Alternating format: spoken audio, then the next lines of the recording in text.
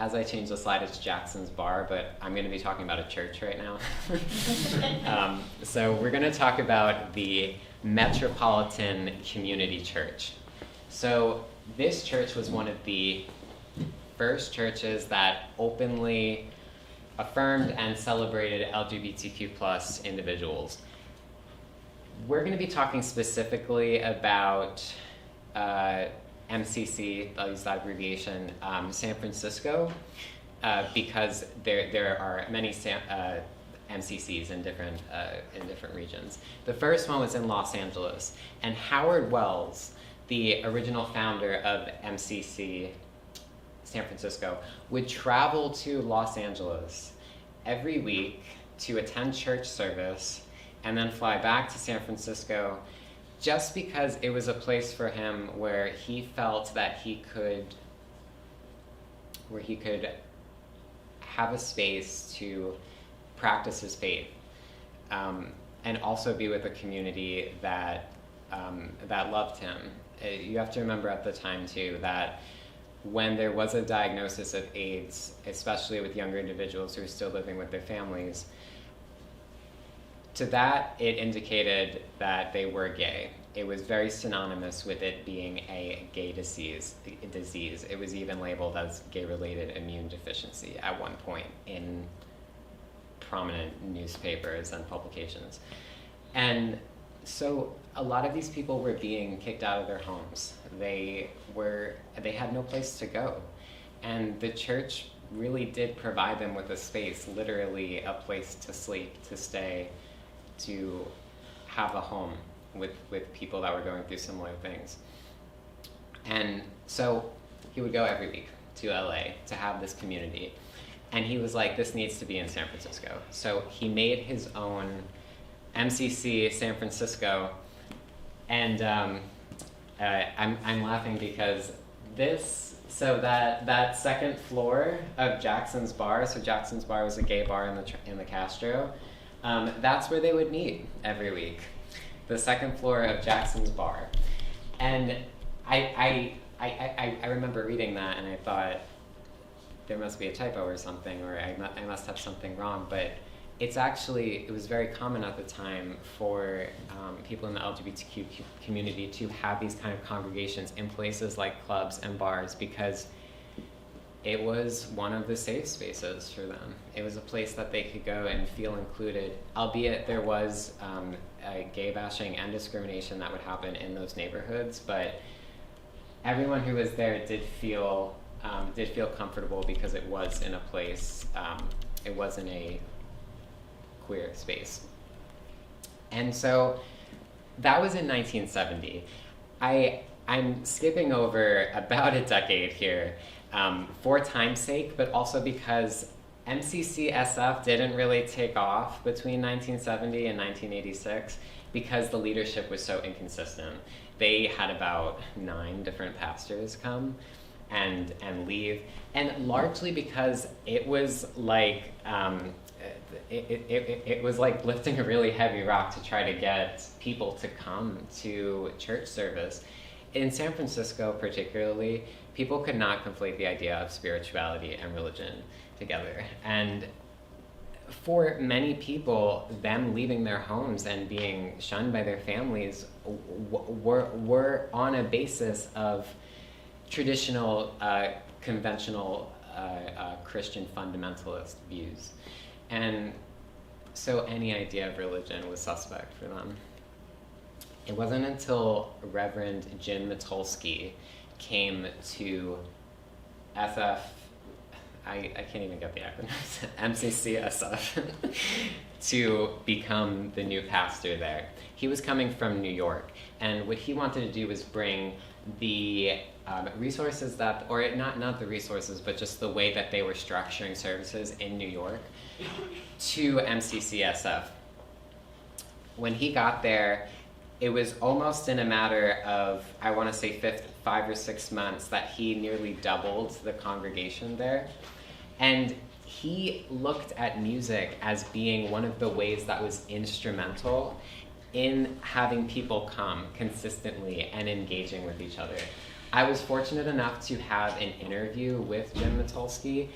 It was really wild because I had stumbled upon this research and I Facebook messaged him and it's like, hey, you don't know me and I'm going to submit this document in a month, but can we maybe have an interview where you tell me a little bit about your experience? And he's like, are you free tomorrow? And I said, now I am. And so we got to speak a little bit, and I want to play just an excerpt from the interview we had where he talked about his influence.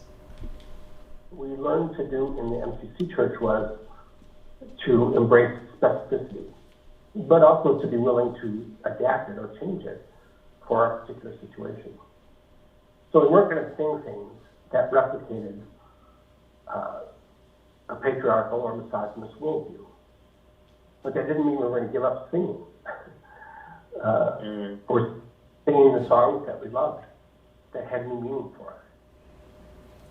And so Jim's goal was really about bridging the gap between religion and spirituality, trying to make it so he can bring things that were comforting, because there were aspects of religion that were comforting for the people who were attending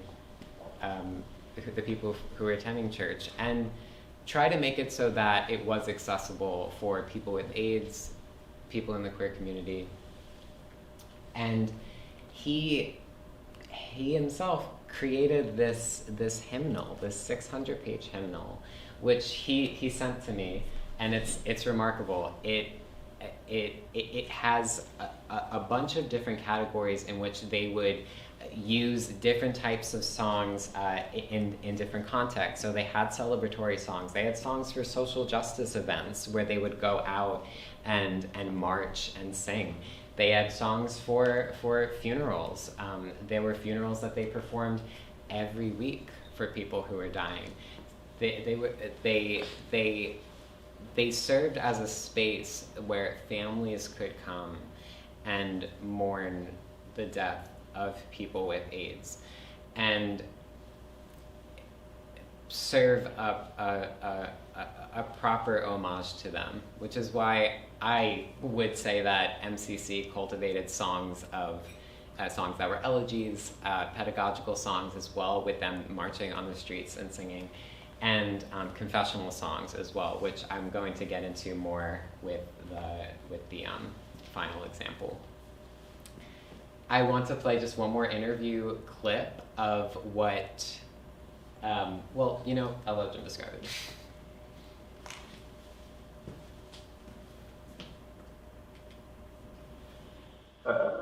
Like we would copy the original hymn and then use an X-Acto knife to take out the words that we wanted to change, find the replacement words in a matching type font from whatever hymn book we've taken it from, put it back, paste it up, and then copy it. I mean, I look back on it now and I think, oh my God, how did we do all that? But that's how seriously, because the words mattered to us. It mattered to us, the words that we were singing. We wanted it to be something we could do with integrity. Wow. I wish that I could play this whole interview because it was all so moving. And there are now MCCs all around the country. Unfortunately, they're dwindling off a little bit, but that's just because a lot more places of worship are becoming more LGBTQ plus affirming and inclusive, and that's a good thing. And so with this, what he's saying, if we didn't get the message here, is that he was taking it upon himself to change words in the hymnal to make the language more inclusive, so that all would be able to sing it. He literally, I looked through this hymnal of 600 pages, and I didn't look at every word, obviously, but I could not find a him or her or any gender-specific pronoun in there.